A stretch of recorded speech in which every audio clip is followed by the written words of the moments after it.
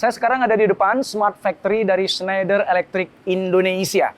Dan ini amazing banget, karena ini adalah salah satu Smart Factory yang jadi rujukan factory-factory yang ada di muka bumi ini. Dan yang membuat ini spesial adalah karena 7 tahun yang lalu, tepatnya di tahun 2017, ini pabrik yang nggak beda dengan pabrik konvensional lainnya. Tapi kemudian mereka memutuskan untuk melakukan transformasi digital. Dan hanya dalam waktu 2 tahun aja, mereka bertransformasi menjadi pabrik cerdas atau smart factory yang bahkan di tahun 2019 itu World Economic Forum menobatkan pabrik ini sebagai Lighthouse Smart Factory untuk revolusi industri keempat. Amazing. Pabrik ini juga model factory. Artinya kalau ada perusahaan di luar sana yang pengen belajar untuk membuat smart factory ya belajar ke sini. Ini kan modelnya. Mereka mau benchmark, mereka mau nyontek, ya ke sini tempatnya. Dan ini ada di kota Batam, Indonesia.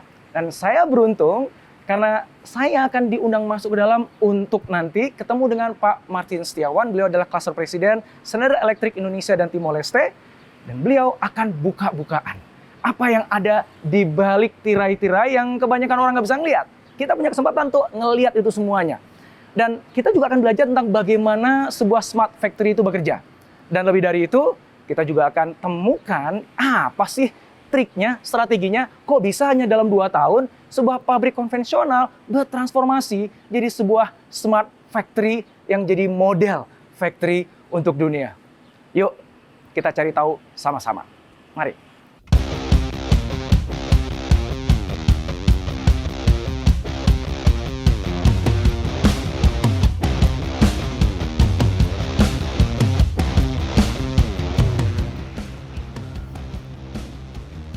Pak Martin, terima kasih untuk kesempatannya. Selamat datang. Selamat datang makasih. di Schneider Electric Batam Campus. Banget. Saya udah nggak sabar, penasaran pengen tahu di balik ini tuh ada apa dan pengen belajar banyak nih. Thank you Pak. Saya juga udah nggak sabar untuk share ke Bapak. Mungkin pertama-tama saya share singkat bahwa di spot ini biasanya pada saat ada tamu datang kita akan menjelaskan safety briefing. Ya, menjelaskan di Schneider Batam ini kita udah mulai dari tahun 91 ya sampai sekarang sudah hampir 33 tahun Pak, dan pabrik kita yang di Batam ini merupakan salah satu yang dapat award oleh World Economic Forum sebagai Industry 4.0 Lighthouse. Ya. Oke. Ya, mungkin kita bisa bergeser ke sini ya. Ini apa nih? Saya penasaran. Nah, ini adalah produk-produk yang kita produksi di sini Pak. Ya, jadi highlight produknya adalah ini. Ini adalah Altiva Process, jadi variable speed drive. Nanti kita bisa lihat di dalam ya.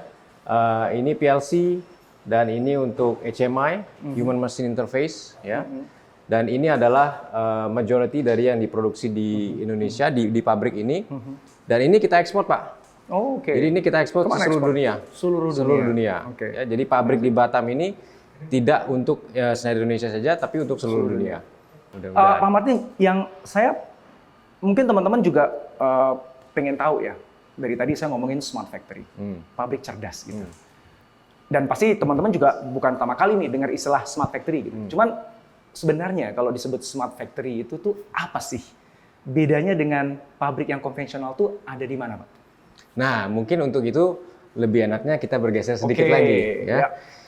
Jadi apa itu smart factory? Jadi pada dasarnya smart factory itu adalah factory yang sudah terkoneksi, Pak ya, dari energi manajemennya ya untuk monitoring energi dan juga di sisi otomasinya, ya untuk di proses produksinya. Nah di dashboard ini kita bisa show ke Pak Indrawan bahwa yang pertama di sini ini adalah dashboard untuk energi kita Pak. Jadi ini energy usage di pabrik kita di tempat ini ya. Di sini bisa kelihatan di lantai 1, lantai 2 bagaimana split energinya. Ya. Bedanya apa tuh Pak yang orange sama yang biru? Ini lantai 1 Pak. Ini lantai 1, lantai 2 gitu ya. Ini dari lantainya. Nah, terus ini juga di sini kita bisa lihat. Jadi banyak sekali informasi di sini.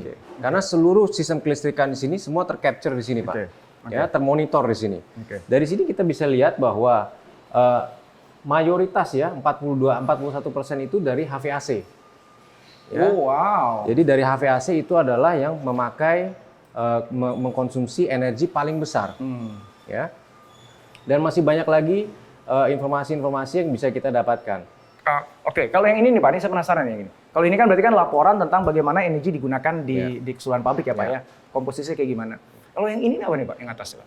Ini adalah building management system. Jadi semua production floor kita bisa monitor dari sini Pak. Ya, suhu-suhu masing-masing area di sini semua bisa kelihatan. Ya, misalnya di sini kalau kita klik lagi ya AHU-nya, di sini bisa kelihatan. Ya, bagaimana flow anginnya seperti apa. Dan jadi apapun yang sedang terjadi di pabrik itu semuanya tercapture di sini. Betul. Kita tinggal bisa cek satu-satu, mau deep diving, klik di situ, keluar yang seperti ini gitu ya. Nah, tadi produk yang kita produksi itu dipakai di sini VSD. Nah, ini untuk mengontrol kecepatan fan-nya. Ya. Nah, di sini ini adalah yang kita produksi di sini, Pak. Nah, ini masih banyak lagi yang kita bisa lihat ya. Misalnya kalau kita lihat chiller ya. Nah, di chiller di sini bisa terlihat bahwa kita punya 3 chiller, tapi dengan modifikasi yang kita lakukan, kita sekarang yang menyala hanya 1 chiller. Jadi pabrik ini sangat efisien, dengan hanya 1 chiller kita bisa memaintain suhu udaranya seperti yang kita inginkan. Nah itu kita pindah ke yang kanan, ini hanya dashboard secara summary gitu Pak ya, bahwa year to date kita bisa mencapai saving hampir 14% dibandingkan dengan tahun lalu. Terhadap target 12%. Lebih bagus ya berarti over nih. Lebih bagus. Nih. Jadi pabrik kita nih sangat efisien. In the last 2 years kita bisa saving hampir dengan 30%. Nah ini adalah contoh project-project yang skala lebih kecil yang kita lakukan di tahun ini. Nah di sini misalnya tim di sini ingin mengontrol HVAC di sini supaya close loop. Jadi kalau di compare dengan udara di luar, misalnya di luar suhunya menurun, maka di AC di dalam ini akan di set supaya bekerja tidak terlalu keras. Sehingga menghemat biaya. Gitu. Sehingga mendapatkan biaya menghemat biaya. Contoh yang kedua adalah smart air compressor. Jadi di sini di salah satu ruang produksi kita pasang sensor-sensor sehingga kalau operatornya keluar dari sana, semua akan switch off. Smart sensor ini bisa mendetek ada berapa orang di dalam, suhu, humidity. Dan akhirnya disesuaikan sehingga optimal penggunaan dayanya. Betul. Dan ini juga akan menghasilkan energy saving lagi. Tadi Pak Martin menyebutkan bahwa ketika ngelihat di sini ini ada 2 ya, terkoneksi. Satu lagi apa Pak ya? Tadi dulu Pak tadi. Termonitor dan automated. Itu yang jadi ciri dari sebuah smart factory ya Pak ya? Betul. Boleh mungkin sebelum nanti kita ngelihat actualnya di lapangan ya Pak ya. Kita ngelihat ini kayaknya lebih mudah dulu nih supaya ke gambaran gedenya Pak. Terkoneksinya ada di mana nih Pak? Dan kemudian proses automation-nya itu ada di mana? Nah, pertama-tama tadi kalau kita ambil di sini ya, ini sensor-sensor ini semuanya terkoneksi Pak. Dari sini kita bisa lihat. Jadi setiap sudut yang ada di pabrik itu ada sensornya? Tidak setiap sudut, tapi di titik-titik yang kita anggap penting, misalnya di ruang produksi, di mana di situ kita memerlukan efisiensi atau kita perlu monitor. Pada saat ada produksi, tidak ada orang, semua jadi bisa di tempat-tempat yang memang itu perlu dimonitor, pasang sensor? Betul. Nah sensor satu dengan yang lain saling terkoneksi, begitu maksudnya Pak? Sensor satu dengan yang lain akan termonitor di sini. Itu aspek monitornya. Ya. Aspek koneksinya Pak di mana?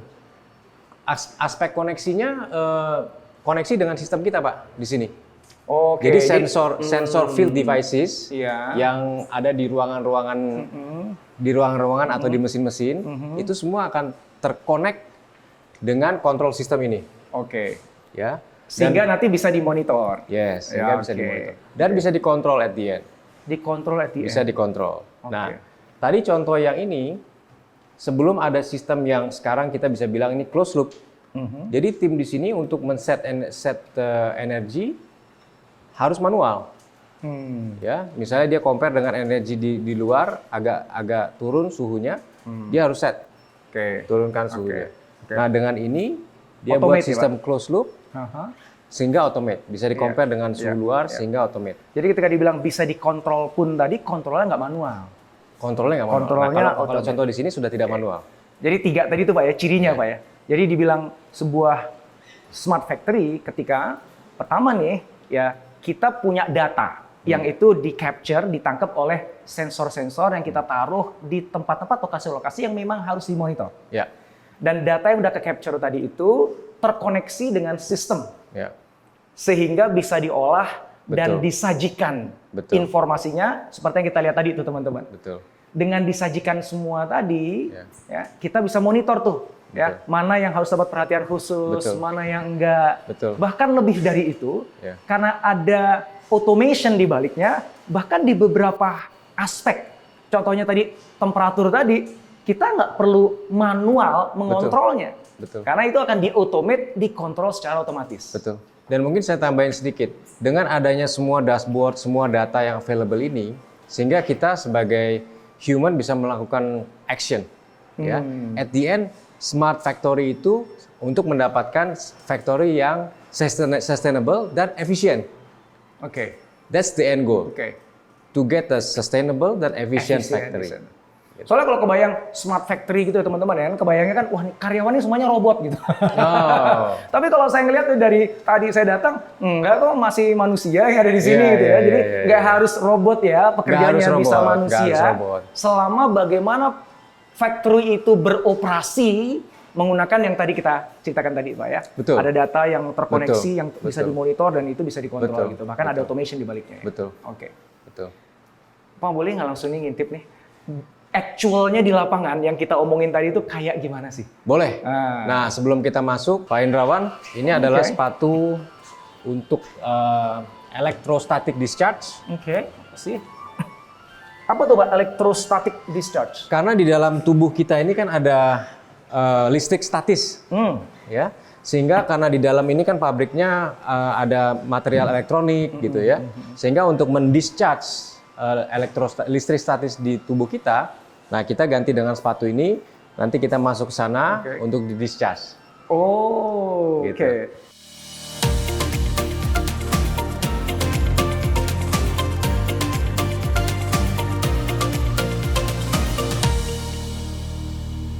Nah, sekarang saya perkenalkan dengan Plan Director kami, Pak Kodrat. Pak Kodrat, saya Indra Pak. Kodrat, silakan Pak Indra. Terima kasih Selamat Pak. datang di production floor Plan Elektronik. Sekarang kita berdiri di area short interval management meeting. Oh, ini tempat meeting berarti Tempat ya? meeting. Sambil berdiri meeting Sambil ya? berdiri. Oke. So, setiap hari semua support function sesuai dengan namanya, ada quality, method, Oh, maintenance, manajemen. Jam 9 pagi ngumpul membahas performansi sehari sebelumnya dan apa aja yang perlu dilakukan. Ini adalah contoh digital tools yang kita gunakan untuk manage short interval meeting ini. Basically this tool managing escalation process. SIM cycle ini ada 5 tahap. SIM 1, SIM 2, SIM 3, SIM 4, dan SIM 5. Itu cycle meeting ya maksudnya? Cycle meeting. Oke. Nah, ini SIM 2. Oke. Dia akan membahas semua isu yang di-escalate dari production floor dengan semua tim, define action plan-nya, dan review semua KPI yang terjadi sehari sebelumnya Oke. di area ini. Oke. Itu kalau di startup namanya daily stand up itu ya? Daily Jadi stand up. ternyata sama ya, Sama. di Smart Factory itu diberlakukan ya? Diberlakukan. Amazing, ya. Oke Pak, jadi ini meeting, membahas apa yang ada di layar gitu ya? Betul. Pak? Nah ini apa Pak yang ada di layar nih Pak? So, KPI mulai dari safety KPI, quality KPI, MDR, first pass yield, dan service level KPI, sama efisiensi KPI. Oke. Dari sini kelihatan kan mana yang merah, Oke. apa isunya. Isu ini di login oleh tim, ini adalah list action issue.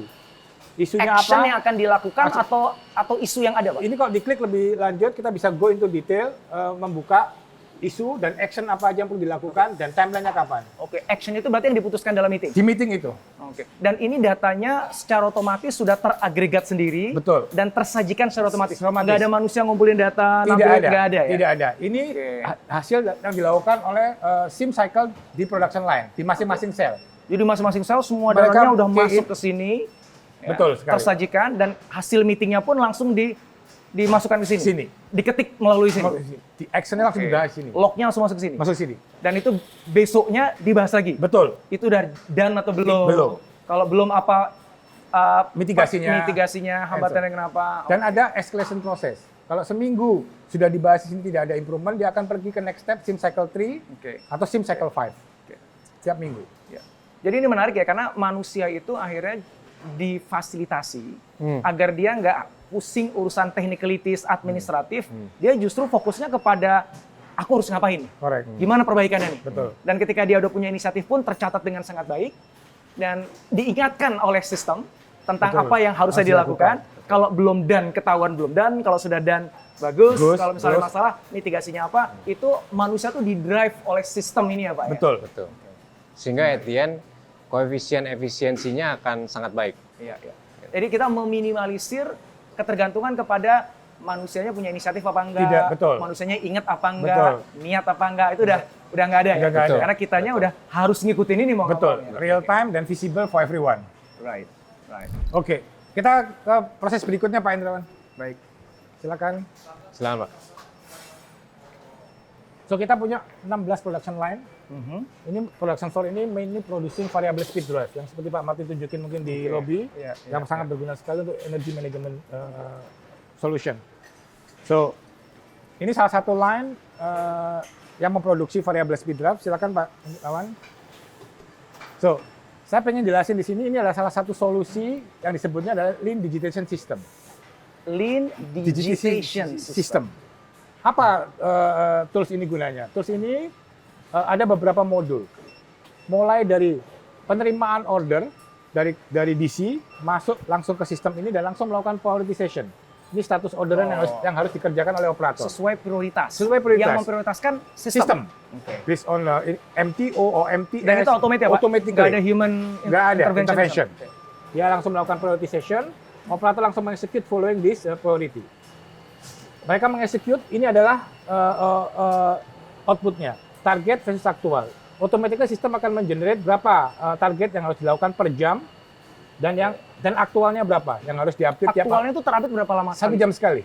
Oke. Ini per jam. Jadi 1 jam harus mencapai apa? Dan Dan langsung aktualnya mereka update. ketahuan per Betul, jam. Betul. Ini Bapak kelihatan di sini dan shift KI ini adalah KI koefisien efisiensi line ini shift 1 ini efisiensinya 87,1%. Yang mana? Yang merah bawah ini, ini? Pak. Yang merah ini. Yang merah ini efisiensinya. Itu nyambung ke yang Yang bawah, betul. Oke. Yang bawah ini nunjukin hijau itu adalah dia target yang di aktual, merah adalah gapnya.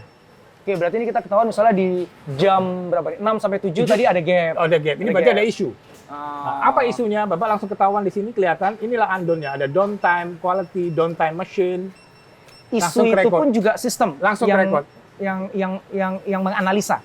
Nah, ini kalau ini dideklar sama operator. Begitu Oke. mereka lagi running, ada isu, mereka langsung ke sistem ini, key in, untuk manggil support function.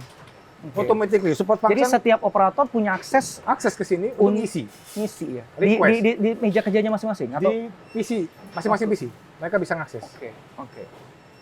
Jadi, Sehingga supervisor tahu tahu apa yang terjadi apa di yang lapangan. terjadi di lapangan. Berarti ini masih ada manusianya ya. Jadi harus ada inisiatif manusianya melaporkan ya. Key in ke sistemnya masih manusia. Iya. Karena dia harus describe, Bapak. Oh, dia harus iya, ngisi iya. type defect-nya apa, type breakdown-nya apa, and so on and so on. Karena itu perlu untuk mengenerate structure data waktu kita melakukan analitik. Iya, iya. Oke. Itu Sorry, kalau ini apa ya, Pak? Abu-abunya apa? break, dia break. Oh, jam lagi 9, break. Oh iya, iya, dia iya, break. iya, iya. Nah, Oke. Oke. selain itu ini modul yang lain adalah tadi yang saya sampaikan adalah undone. Undone itu tadi mekanisme kalau ada isu mereka raise concern-nya dan semua support function saya, maintenance quality leader megang tab dan mereka akan dapat notifikasi di tab. Kalau misalnya problemnya Ada melibatkan problem mereka. melibatkan mereka akan dipanggil dan mereka harus datang. Dan itu ada KPI-nya, acknowledgement namanya, less than 2 minutes. Mereka harus acknowledge. in 2 Acknowledge minutes. dulu. Acknowledge. Belum action. resolve dan belum action, Belum. tapi pokoknya gue tahu bahwa ada masalah. Ada problem. Mereka harus acknowledge, less than 2 minutes. Oke. Dan itu semua di Sejak notifikasi 2 menit. 2 menit harus Response acknowledge, time-nya. response time-nya. Oke. Dan itu harus di-track. Berarti Dan mereka udah terlatih, Pak. Jadi kalau istrinya SMS tuh biasanya kurang dari 2 menit harus balas. Betul. Karena risikonya lebih besar, Pak, Ya, dibandingkan betul. dimarahin atasan, Pak. Betul. Betul. Oke. Jadi tools ini yang saya bilang ke Bapak sebelumnya bahwa dengan mengimplementasikan ini, semua line punya performansi real time. Iya. Ini yang bikin mereka semua ningkatin pace-nya. Iya, iya. Karena mereka akan compete each other Nah. to reduce the red one. Nah, ini menarik teman-teman ya. Jadi kalau kita bicara dari smart factory ya, ternyata ada satu hal yang sederhana. Ketika performance mereka tersajikan secara terbuka dan transparan seperti ini, dan ini kan ini mesin, ini bukan manusia, jadi nggak ada biasnya. Ini nggak ada suka nggak suka. Betul. Ini fakta realita begini. Betul. Dan ketika ada satu line yang kok di sini kok banyak merahnya, nah di sana kok hijau gitu ya. Yes. Nah itu mendorong teman-teman yang kok gue banyak merahnya, Betul. How to terdorong improve. untuk how to improve. Ya. Bahkan manajemen yang supervisor pun juga terdorong how to improve. Betul. Jadi bahkan tanpa melakukan perubahan dari sisi bisnis proses, dari apapun itu Betul. pun Infrastruktur. udah naik productivity-nya. Betul. Hanya karena dengan cara menyajikan data Data secara secara real time. transparan Real time. yang semua orang bisa lihat. Bisa lihat. Betul. Betul sekali. Nah, itu menarik ya. Betul. Itu Ya, namanya efek meningkatin dari efisiensi. transparansi itu langsung pada produktivitas. Betul, correct. Bahkan Correct. tanpa ada intervensi. Ya? Tanpa intervention. Nah, ngomongin intervensi, Pak. Kalau misalnya tahu nih supervisornya ya, oh ini merah, merah, merah, merah. Apa yang mereka lakukan, Pak? Jadi tadi kan acknowledge. Habis itu yang mereka lakukan apa? Mereka harus benerin setelah itu. Langsung. Immediately. Immediately. Kenapa kok dibedain acknowledgement sama resolution time-nya? Karena mungkin technician ini lagi ngerjain yang lain. Tapi dia harus acknowledge dulu supaya dia tahu antrian pekerjaan dia setelah dari situ dia harus ke sini. Oke. Habis itu kita Acknowledgement tuh langsung masuk ke backlog. Kerjanya langsung kerjaan dia. Ada di tabnya dia. Ada tabnya dia. Wow. Jadi kita ukur dua tadi. Jadi nggak perlu nginget-nginget ya, Pak nggak ya? perlu. Ada work ordernya ada di tab. Langsung ada work order. Correct. Udah diprioritize. Langsung. Dia tahu mana yang harus dilakukan dulu. Karena acknowledgement time diukur dan resolution time-nya ultimately juga diukur. Seberapa lama dia benerin mesin. Yang link sama effectiveness-nya dia, problem solving. Dan biasanya Pak kalau SLA-nya gitu ya, Iya. ketika ada merah-merah gini tuh berapa lama tuh sampai error resolve, Pak? Roughly, kalau mesin, let's say less than 15 menit. Karena kalau lebih dari 15 menit, technician harus escalate. They make their own personal escalation to manajernya atau engineer-nya. Terus seperti itu. Ke saya 1 jam. Kalau nggak solve, nyampe ke saya. Escalation prosesnya. Itu dari standarisasi begitu ya, Pak? Yes, correct. Oke. So, jangan sampai eskalasi kan gitu Jangan kan? sampai eskalasi. Makanya harus selesai sebelum 15 menit Betul sekali. tadi. That's another beauty mencegah itu mereka Karena kalau escalate terus kan atasannya jadi nanya, ini Betul. gimana sih nggak kerja nih anak ada gua masalah nih?" apa? gitu. Betul sekali. Kok ngerepotin gua banget gitu. Betul sekali, betul sekali. Dan semua ini adalah paperless. Paperless, Level semua ya. nggak ada. Jadi semua supervisor pegang tab ya? Pegang tab. Semua supervisor, semua maintenance technician, line inspector, team leader pakai tab. Amazing. Oke Pak Indrawan? Siap. Terima kasih. Kita ke showcase berikutnya. Ini tentang link sama energi efisiensi. Production floor ini banyak menggunakan motor untuk ngetes produk. Karena drive itu dites dengan menggunakan motor load. Dan itu consume a lot of the energy. Pareto ke-4 sampai ke-5 di factory ini. Oke. Dan kita mengutilize smart solution Pak Indrawan. Oke. Jadi Berlin ini basically dia connecting produk, motornya running untuk ngetes produk seberapa bagus. Karena ultimately variable speed-nya digunakan di motor. Ini axis berikutnya. Nah ini kita di area burn in namanya. Burn in. Apa Jadi, itu, Pak, maksudnya? variable speed drive yang disampling dari production, dites di sini menggunakan real motor load. Variable speed drive itu apa, Pak? Produk kita. Itu fungsinya apa? Fungsinya adalah untuk melakukan mengontrol pergerakan motor supaya lebih efisien penggunaan energinya. Oke. Jadi motor itu kan berputar. Correct. Ya, terus alat itu gunanya untuk Mengotor pemutaran motor ini. mengontrol kecepatan putarannya. Motor. Jadi kita bisa adjust menggunakan Oke, variable speed bisa drive. lebih lambat, bisa lebih Bisa cepat. lebih cepat. Pakai alat tadi ya. Correct. Oke. Ini tempat untuk menguji. Menguji variable speed drive-nya. Oke. Oke. So, karena menggunakan motor, dan kita punya sekitar 400 sampai 500 motor untuk ngetes produk ini.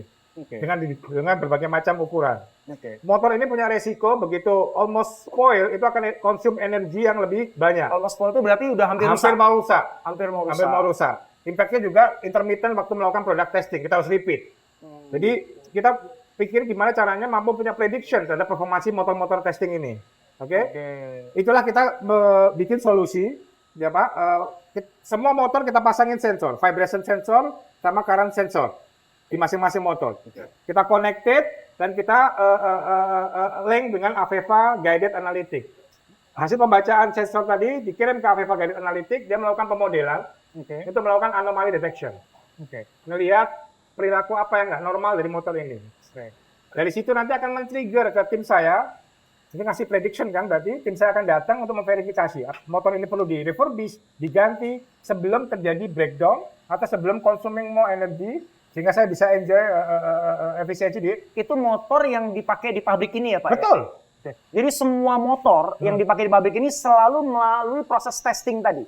Variable speed drive-nya yang di testing. Motor ini ada digunakan untuk mengetes variable speed drive. Oke. Bagian dari testing equipment. Nah, variable test drive itu ketika pengen dites itu sampel berarti? Sampling. Sampling ya, Dari dari yang di production di sampel, Sampling dipasang bawa di ke sini sini, untuk dites dites. dengan motor yang Motor yang ada di berbagai sini macam, tadi. betul. Jumlahnya berapa tadi? 400 sampai 500. 400 itu. Yes. Oke. Nah, jadi tujuan dari ngetes tadi adalah untuk Menguji. menemukan, menguji, sehingga dari hasil uji itu kita bisa temukan variable test drive-nya ini udah paling efisien atau belum? Betul. Paling baik atau belum? Betul. Penggunaan energinya. Betul. Berfungsi atau tidak? Fungsinya. Ya, betul. Oke. Betul. Jadi sebelum itu kemudian dirilis ke Customer. customers. Betul. Oke. Betul. Oke. Dan proyek ini adalah untuk mengoptimize motor testing tadi. Karena dia konsum energi, gimana supaya stable, tidak consuming more, tapi sesuai dengan seharusnya. Testingnya itu dilakukan setiap batch production atau setiap dia mau rilis produk baru, Pak? Setiap sales order yang kita produce itu harus ada minimum satu quantity untuk dites. Sebelum 1 jam. dikirim ke Customer. customer. Dan itu 1 jam testing. Oke. Nah ini contohnya di Aveva Guided Analytic tadi. Ini bentuk anomaly detection-nya, Pak. Jadi ini vibration, ini current, ini temperaturnya. Dari sini ketahuan vibration-nya, sometimes kita bisa mendetek anomali. Nah ini engineer akan datang untuk melakukan verifikasi dan akan terus membuat proses ini melakukan learning. Organnya machine learning kan, dia akan terus belajar untuk mendetek hal yang baru. Sehingga tadi di drive-nya tadi itu di-adjust gitu kan? Ini motornya kita kontrol, Pak. Ya, Motornya, engineer akan datang untuk melakukan verifikasi. Vibration ini benar-benar malfunction atau below limit. Kalau ternyata itu malfunction, Diganti motornya. Oke. Sebelum dia consuming more energy, karena dia udah abnormal. oke. Seperti itu, Pak. Oke, Pak Indra. Berikutnya kita ke lantai 3 untuk use case selanjutnya. Siap, Oke? siap, siap. Oke, Pak Indrawan. So ini use case kita terakhir. Saya ingin share di sini. Ini kita implementasi namanya Smart AGV. Smart AGV. AGV. Automated Guided Vehicle. Automated Guided Vehicles. So, Smart AGV ini kita pakai untuk melakukan movement finished good dari production ke shipping area. Oke. So, zero involvement dari human. Oh. Jadi begitu operator selesai melakukan production complete lot seperti ini, Ini contohnya ini ya? yes, correct. Dia hanya tinggal ngeklik ini. Operator akan manggil Oh, Mirano satu. nama lainnya. Oh. Ini sesuai dengan nama lainnya, Mirano di betul. sini. Klik, sudah. Nanti akan kelihatan di sini ke monitor pergerakan dari AGV-nya.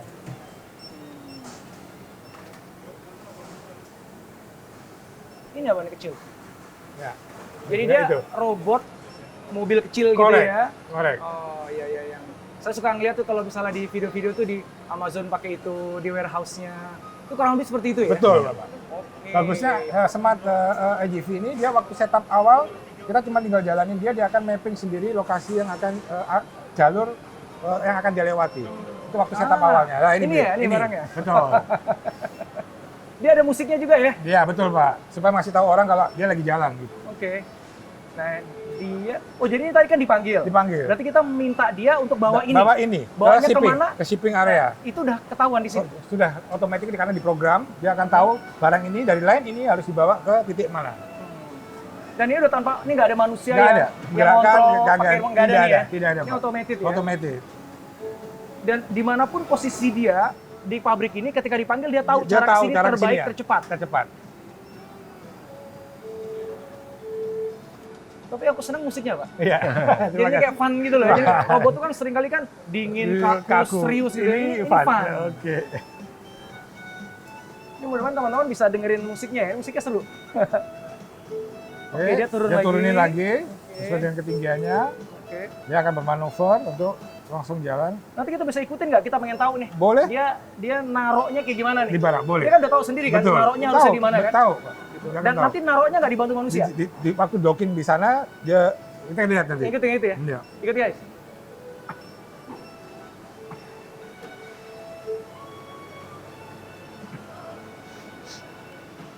Oke. ada berapa Pak kayak gini di pabrik ini Pak? Sekarang kita satu di sini, satu di faktor yang lain. Kita lagi roll out untuk all floor. Semua lantai akan kita implementasi yang sama. Dia fungsinya hanya untuk mindahin barang memang Pak ya? FG, sementara ini FG. Sebenarnya FG itu bisa apa, dipakai finish good. Finish good, Yes. oke.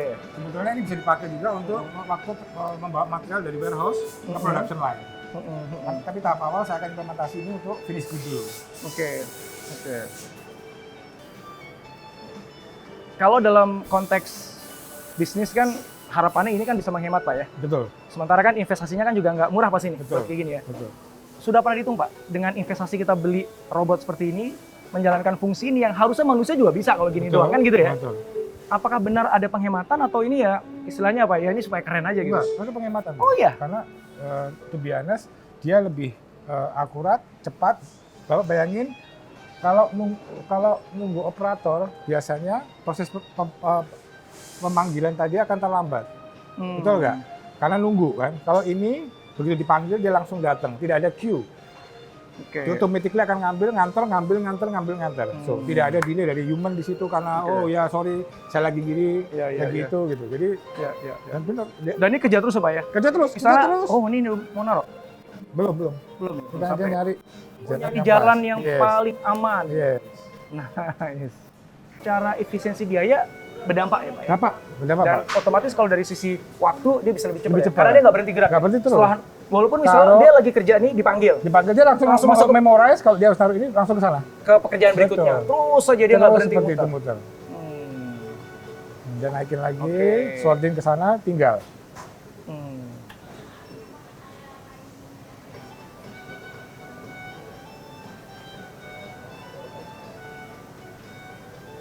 Kalau ini area apa nih Pak? Ini area shipping.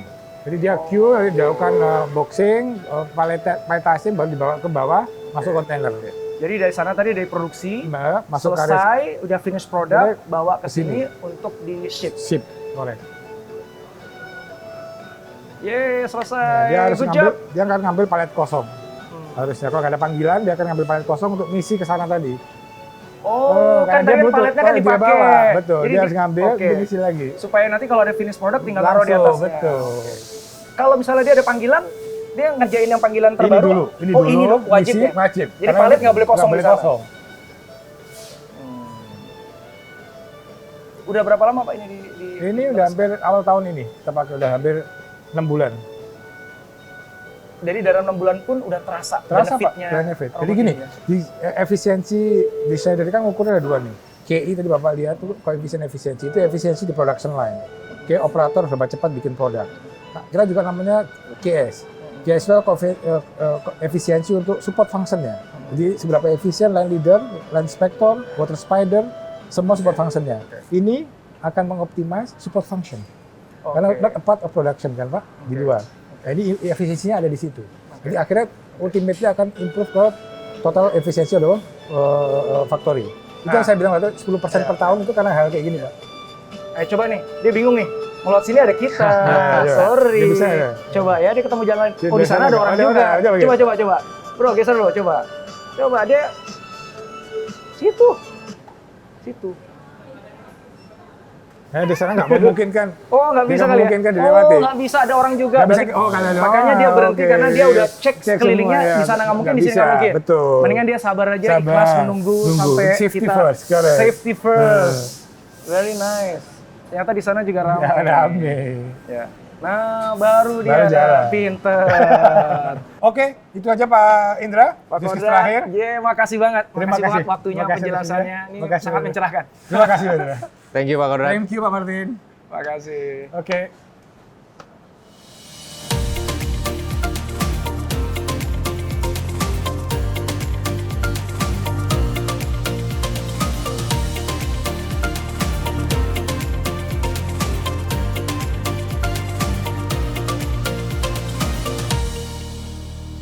Pak Martin, keren banget tadi. Jadi dari hal yang sifatnya membantu orang untuk meningkatkan produktivitas hanya dengan sekedar menunjukkan apa yang terjadi di lapangan, transparansi, sampai kepada kita ngeliat robot mobil tadi Pak, yang bisa nyanyi tadi. Cuman gini kan, pertanyaannya adalah, itu tuh hanya sesuatu yang kelihatan asik, seru, keren, atau beneran berujung pada bottom line? Karena kalau kita bicara mau invest di semua teknologi industri 4.0 itu kan pasti biayanya juga nggak murah. Ya. Pertanyaannya sejauh mana yang paling nggak dengan use case-nya Schneider Electric di Batam ini, Pak? Sejauh mana semua yang sudah dilakukan transformasi digital dengan semua teknologi tadi itu benar-benar berdampak pada bottom line perusahaannya Schneider Electric Indonesia, Pak? Ya, pastinya sangat berdampak. Dan setiap investasi yang kita lakukan di Schneider Electric di pabrik kita sendiri kita ukur, ya berapa lama kembalinya, gitu ya. Nah rata-rata itu kita bisa BEP itu 2 tahun sampai 3 tahun. Oke, dari sejak investasi awal dibenamkan, 100% investasinya akan balik dalam 2 sampai 3 tahun. Ya. Dalam bentuk apa? Dalam bentuk savings, Pak, ya. Dari savings yang kita dapat, misalnya kita itu dalam 2 tahun terakhir saja itu bisa men-saving energi listrik hampir 30%. Oke. Ya. Dan dari awalnya itu, dari titik awal 2017 sampai sekarang, mungkin kita sudah bisa mereduce waste dari production material yang tadinya banyak waste, itu bisa mencapai sampai dengan 40%. Wow. Ya. Dan kita setiap tahun bisa meningkatkan productivity kita kira-kira 10%. Jadi pabrik kita itu sangat efisien sekali. Yang sebelumnya memang sudah efisien, tentunya dengan adanya digitalisasi ini menjadi lebih efisien. Nah, ada satu yang menarik yang saya tangkap waktu kita ngobrol tadi, Pak, ya, bahwa yang saya pikirkan bahwa Schneider Electric itu memproduksi alat-alat elektrik ya untuk dijual. Tapi ternyata Schneider Electric juga menyediakan jasa untuk membantu perusahaan lain bertransformasi secara digital. Jadi semacam consulting gitu. Betul ya? Untuk bantu manufacturer, industri bertransformasi digital. Itu betul ya? Boleh Pak diceritain Pak, apa sih sebenarnya dilakukan untuk membantu perusahaan-perusahaan tadi yang menjadi klien consultingnya Schneider Electric? Ya. Karena kita sekarang memposisikan kita sebagai industrial tech company. Ya, kita punya solusi yang komplit Pak. Mulai dari energy management, dari kelistrikan, industri automation sampai dengan software. Ya. Nah, di dalam kita berbicara dengan klien kita, dengan customer kita, itu kita menggunakan integrated approach, gitu ya. Mulai dengan strategize, ya, digitize dan decarbonize. Nah, integrated approach itu kita bungkus di dalam sustainability services, ya, sustainability consultancy. Jadi customer bisa datang ke kami untuk minta, oke Pak, tolong dibantu kami dalam mengakses saya punya pabrik, saya punya facility. Misalnya saya akan punya goal untuk mencapai sustainability dalam sekian tahun gitu ya. Nah itu kita bisa datang ke customer kami untuk melakukan integrated approach tadi, ya, dan membuatkan roadmap mereka sampai dengan aplikasinya. Tentunya dengan diskusi dengan kliennya, ya. Jadi itu kira-kira.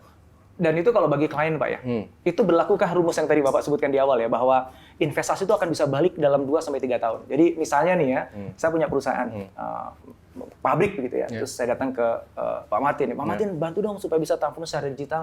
Berapa sih anggarannya? Pak Martin menyebut angka X gitu misalnya. Apakah kemudian X itu akan kembali dalam 2-3 tahun juga? Dalam case saya, sebagai klien. Kita harus lihat case by case-nya. Karena kalau misalnya kliennya misalnya seperti pabrik kita Schneider Electric yang sekarang 2024 itu mungkin BEP-nya bisa lebih lama. Karena apa? Karena pabrik kita sudah sangat efisien, sudah canggih. Nah, tapi kalau misalnya pabrik starting point-nya itu masih konvensional, mungkin bisa lebih cepat dari 2 tahun. Gitu. Jadi kita harus lihat case by case-nya. Setiap perusahaan, setiap instalasi itu berbeda-beda. Nah, di situ makanya mungkin tidak ada one size fits all gitu ya. Jadi kita harus lihat satu persatu case by case. Artinya bagi perusahaan yang justru sekarang masih konvensional, belum menggunakan digital dalam operation pabriknya, justru sekarang kalau dia invest untuk transformasi digital, untungnya lebih banyak, lebih cepat baliknya dibandingkan kalau yang dia udah secanggih Schneider Electric seperti ini, kemudian dia invest lagi untuk betul ya? In average mungkin 20-30%. Apa itu? Efisiensi yang mereka bisa dapatkan, dan in general BEP-nya itu kira-kira 2-3 tahun. In average ya. Average. Tapi balik lagi, kalau dia dari konven banget bisa jadi lebih cepat. Bisa jadi lebih cepat. Bisa lebih cepat. Nah, aku penasaran dengan klien dari Schneider Electric. Entah apakah bisa disebut brand atau tidak ya, tapi supaya kegambar nih, paling nggak bagi saya dan juga teman-teman yang menyimak gitu ya.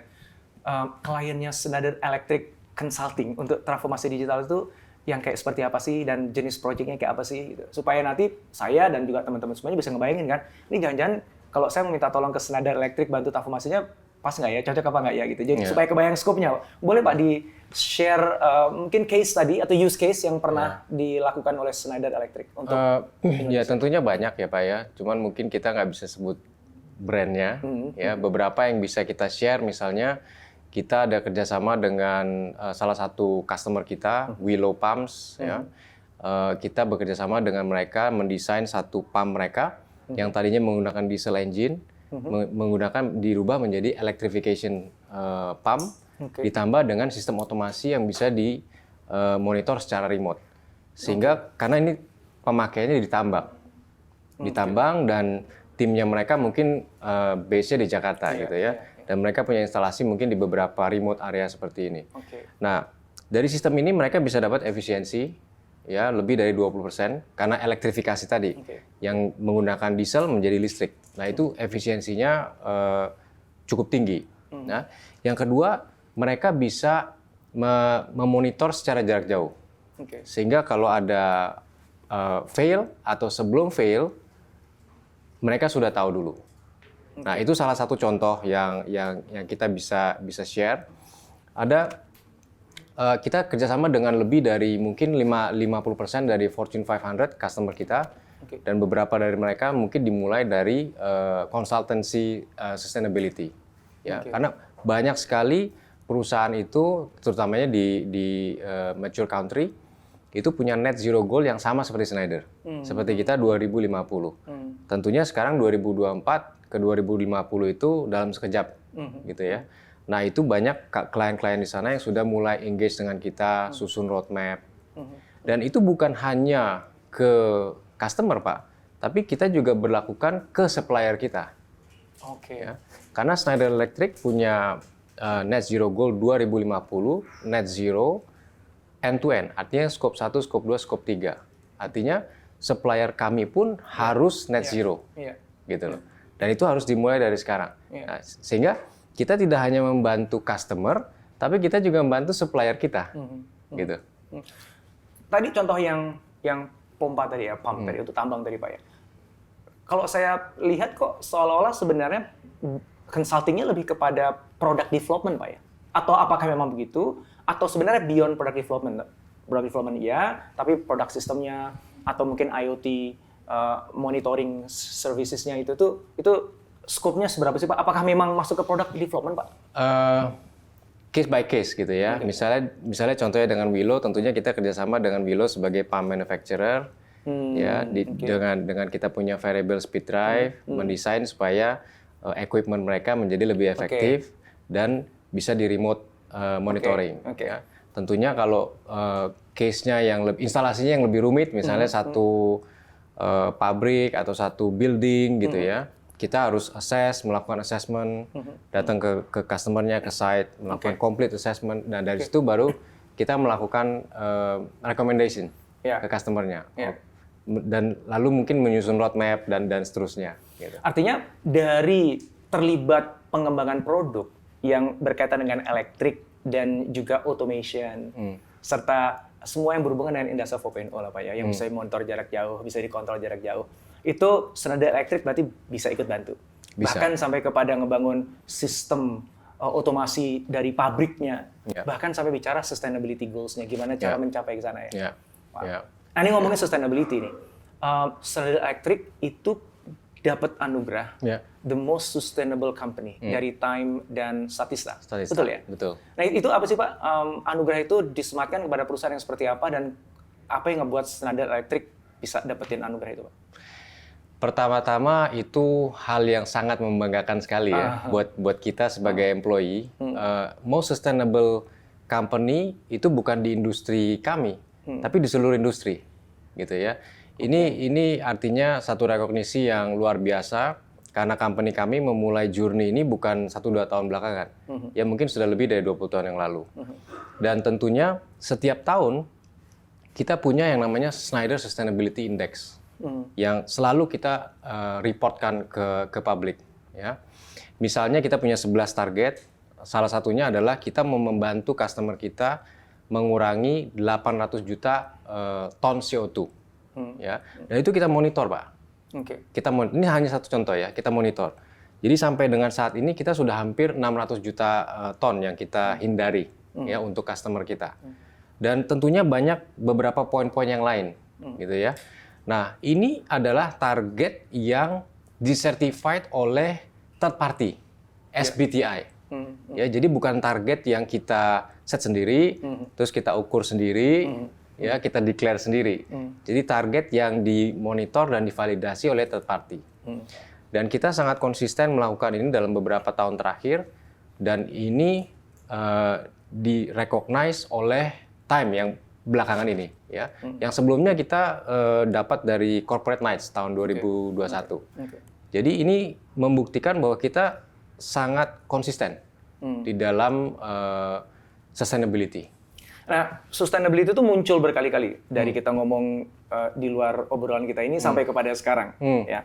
Dan setiap kali saya menyebut Industri 4.0, automation, IoT sebagai teknologi yang meng-enable dan lain sebagainya, selalu Pak Martin tuh kaitkan dengan sustainability gitu ya. Betul. Itu sebenarnya hubungannya gimana sih? Karena kok kental banget kayaknya nih di Schneider Electric. Jadi kita bukan cuma sekedar perusahaan yang smart, tapi kita juga sustainable secara energi gitu. Itu bagaimana kedua itu berkorelasi dan sejauh mana itu beneran, ya namanya balik lagi perusahaan ya, berujung pada bottom line.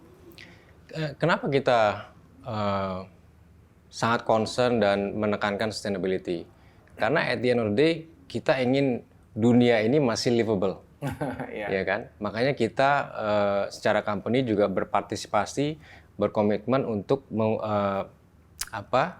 meng-cap kenaikan suhu hanya 1,5 derajat. Tentunya dengan kontribusinya Schneider Electric Net Zero 2050. Ya. Nah, untuk mencapai ini, itu kita punya solusinya, gitu Pak. Karena produk kita, software kita, dan services kita, itu kita punya solusinya yang bisa kita tawarkan ke customer kita, ke supplier kita. Ya. Dengan integrated approach tadi, ya kan, yang saya bilang tadi, strategize, digitize, decarbonize. Karena saat ini dengan teknologi yang kita punya, yang sudah kita gunakan juga di pabrik ini, 70% emission itu bisa kita hilangkan dengan teknologi yang ada. Ya. Dan dari situ, decarbonize itu kira-kira 45%. Ya. Yang pertama apa? Yang low hanging fruit adalah digitize. Dengan melakukan digitasi seperti ini, yang membuat tidak terlihat jadi terlihat, itu kita bisa menghemat, bisa mengurangi 25%. Ya. Terus sisanya 30% itu adalah dari elektrifikasi. Nah, contohnya tadi di Willow Pump yang menggunakan diesel engine menjadi listrik. Itu juga mengurangi carbon emission. Sehingga 55% itu bisa di-achieve dengan digitize dan elektrifikasi. Baru dekarbonisasi, misalnya, energy source-nya kita ganti dari fossil fuel menjadi solar misalnya, contohnya. Contohnya seperti itu. Artinya kalau kita menerapkan smart factory atau industri 4.0, katakanlah begitu, maka sebenarnya pada saat yang sama pun kita lagi membangun sustainable bisnis atau sustainability dalam bisnis kita gitu. Itu udah otomatis ke bawah gitu ya. Nah, sustainability tadi itu sebenarnya cuan nggak sih Pak? Ujungnya ya. Kan itu kan suatu investment ya. Tapi ujungnya itu menguntungkan nggak sih secara finansial bagi perusahaan Pak?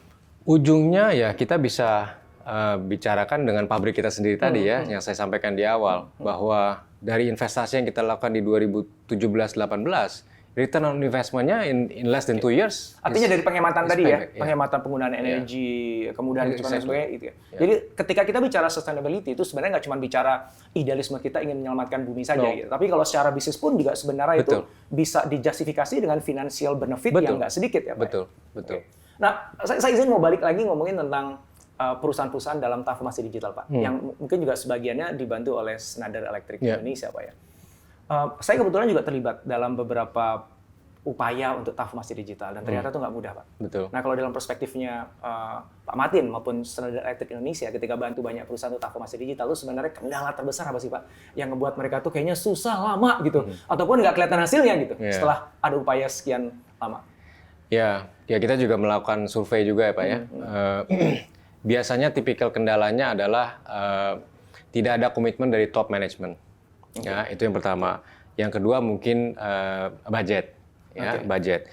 Yang ketiga mungkin teknologinya, ya, mungkin di perusahaan tersebut mereka tidak terlalu aware teknologinya nih. Saya harus mulai dari mana? Teknologi apa yang harus saya pakai, gitu ya. Dan yang keempat mungkin yang ini mereka tidak tahu harus mulai dari mana. Ya, makanya di sini kami dengan sustainability service-nya itu kita bisa menawarkan customer kita, we can help you to start your journey, gitu kan? Nah, itu kira-kira challenges-nya. Itu starting journey-nya dimulai dari apa, Pak? Journey-nya mulai dari consulting, Pak, dari assessment. Assessment. Jadi mereka harus sadar dulu posisi mereka ada di mana, apa yang harus diubah dalam rangka menuju transformasi digital tadi. Itu baik lagi nih ke integrated approach kita yang pertama, strategize.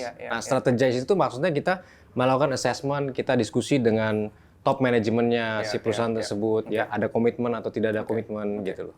Nah, sebenarnya salah satu yang menurut saya ngobrol sama teman-teman itu ketika transformasi digital, khususnya di aspek tekstil, Pak. Salah satu yang sering kali jadi isu itu adalah incompatibility dari devices yang dipakai gitu. Karena kadang-kadang transformasi digitalnya kan tidak kohesif gitu, Pak ya. Mungkin sporadik, tahun ini yang ini, tahun ini gunakan vendor ini, vendor sehingga akhirnya tuh kompleks sekali sistemnya, menggunakan device yang satu dengan lain nggak saling bicara gitu. Nah ini bagaimana Schneider Electric itu bisa solving that problem yang saya rasa itu udah mengakar di mana-mana deh. Saya kira kembali lagi ke roadmap. Ya, itu harus kita kembalikan lagi ke roadmap-nya, Pak. Nah, itu biasanya terjadi pada saat planning-nya mungkin kurang detail ya. Jadi banyak ad hoc activity, tidak ada roadmap yang di plan. Karena dalam melakukan digital transformasi itu tidak dalam waktu 6 bulan, 12 bulan, 18 bulan.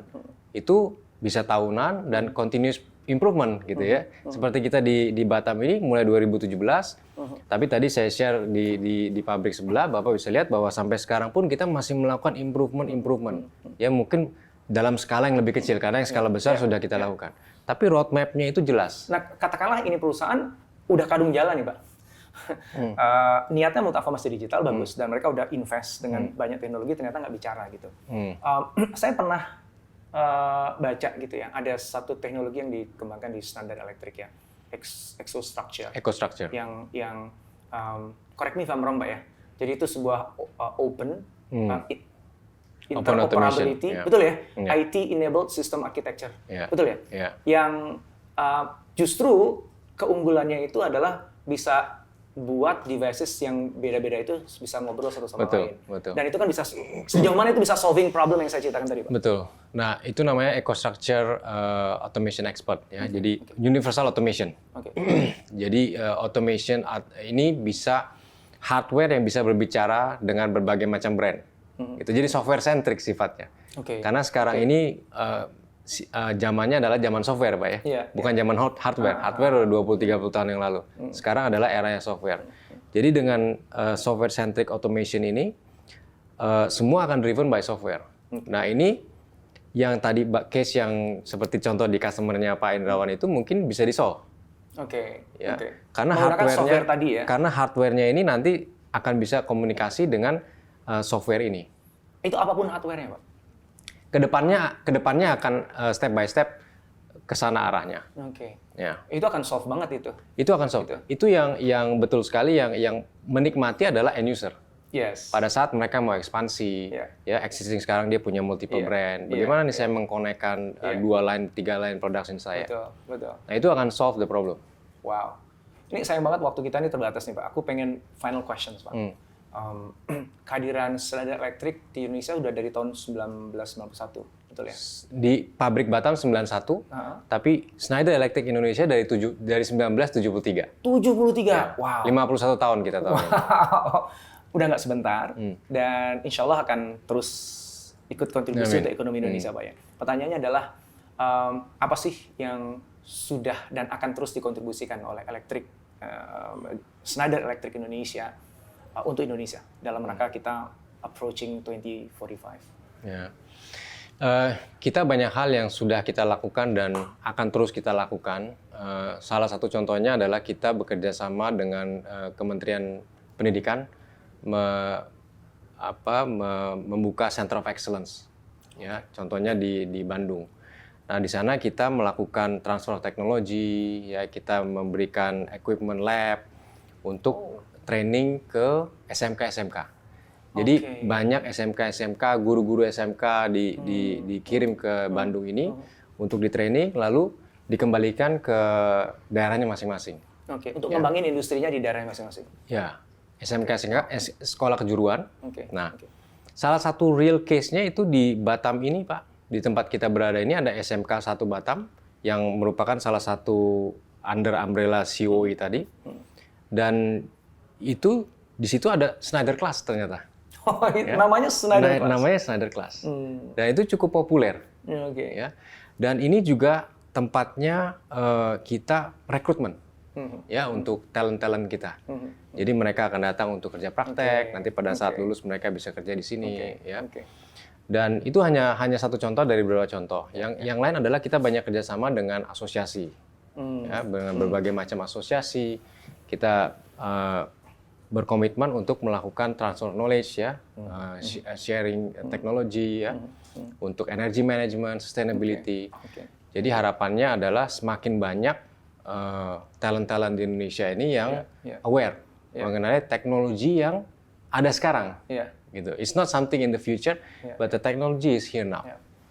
Dan tentu aja dengan jumlah karyawan yang nggak sedikit di Schneider Electric Indonesia, itu kan sendiri kan juga sebenarnya kita ngembangin talenta lokal kan. Betul. Untuk semua mereka akhirnya punya kelas dunia, cara berpikirnya, cara kerjanya gitu. Dan ketika mereka nanti menyebar ke tempat-tempat yang lain, mudah-mudahan juga membawa standar dunia ke tempat di mana pun mereka berada, Pak ya. Itu otomatis kan akan berdampak pada Indonesia ya. Betul, Pak. Belum lagi kalau misalnya perusahaan-perusahaan di Indonesia mudah-mudahan banyak jadi kliennya Schneider Electric Indonesia supaya cepetan gitu loh transformasi digitalnya, jangan kelamaan. Karena kadang-kadang udah ngerasa bisa sendiri ya, Pak ya. Padahal kalau seandainya dibantu, dituntun, udah ada frameworknya, disiapin teknologinya, itu kan akselerasinya lebih cepat, benefitnya lebih cepat juga didapat ya. Betul. Sehingga udah saatnya lah Indonesia itu punya kesadaran ya, khususnya di teman-teman di pelaku industri, bahwa eranya sekarang udah era digital, eranya udah Industri 4.0 gitu. Dan almost every industry kan bisa bertransformasi secara digital. Betul, Pak. bisa. Tadi kita ngobrol misalnya pada saat makan siang tadi itu, ternyata yang paling banyak adalah food and beverage, which is wow gitu. Aku meyakini di fashion pun. Ini kita ngomongin UKM berarti nih, Pak ya. Kita mau ngomongin industri gede, misalnya bikin mobil, bikin pesawat terbang gitu kan. Artinya Indonesia yang memang banyak pelaku industri di sektor kreatif tadi, itu sebenarnya juga berpeluang untuk bertransformasi secara digital, sehingga bukan hanya mereka nanti diuntungkan secara finansial, bisa tumbuh berkembang, tapi ikut ngebantu sustainability-nya Indonesia. Betul, gitu Pak. Dan mudah-mudahan Schneider Electric Indonesia bisa ikut partisipasi di situ. Terima kasih. Pak Martin, terima kasih sekali waktunya. It's been a privilege. Makasih udah bisa ditunjukin pabriknya yang keren banget, dan mudah-mudahan menginspirasi kita semua untuk menerapkan industri 4.0, transformasi digital dengan sungguh-sungguh, karena benefitnya bukan hanya untuk perusahaan, juga untuk karyawan dan juga untuk Indonesia. Terima kasih sudah mau mampir ke pabrik kami. Senang banget. Makasih waktunya. Thank you, Pak. Makasih.